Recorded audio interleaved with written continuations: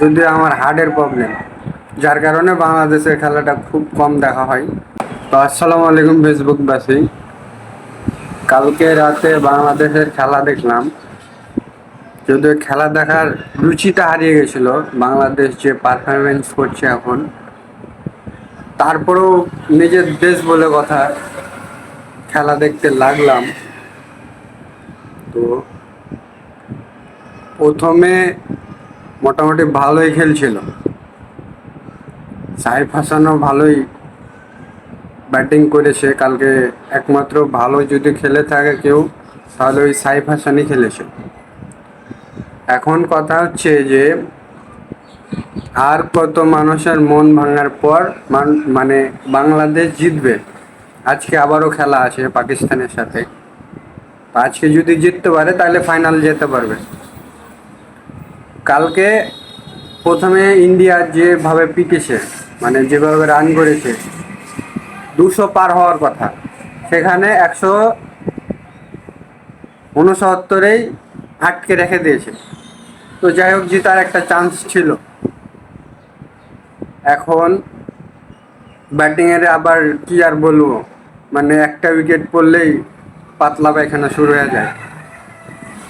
মানে মনে হয় বাংলাদেশের প্লেয়ারদের পাতলা পায়খানা লেগেই থাকে।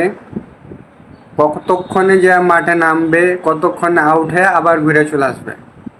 তো কালকা একমাত্র ওই সাইফ হাসানের খেলাটাই ভালো লেগেছে।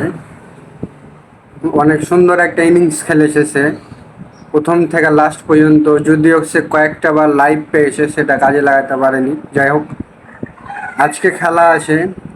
তো আপনাদের কি মনে হয়, বাংলাদেশ জিততে পারবে? যেটা ফাইনালে কি কোয়ালিফাই করতে পারবে? আমার তো মনে হয় পারবে না, কারণ বাংলাদেশের এরকম হারা দেখা মানে অভ্যস্ত হয়ে গেছি আমরা। তীরে আসা তরি ডুবিয়ে দেয়, একটা আশা দেয়। যদিও আমার হার্টের প্রবলেম, যার কারণে বাংলাদেশের খেলাটা খুব কম দেখা হয়। তারপরেও কালকে সাহস নিয়ে খেলা দেখতে লেগেছি। তো একই অবস্থা। আর কত আর কত মানুষকে নিয়ে খেলার পর বাংলাদেশ জিতবে, আপনারাই বলেন। তো যাই হোক, সবশেষে একটাই কথা, যে হাজার হলেও নিজের দেশকে তো সাপোর্ট করতেই হবে। তো দোয়া করি আজকে যেন ম্যাচটা জিতে ফাইনাল কোয়ালিফাই করতে পারে। সবাই ভালো থাকবেন। আল্লাহ হাফেজ।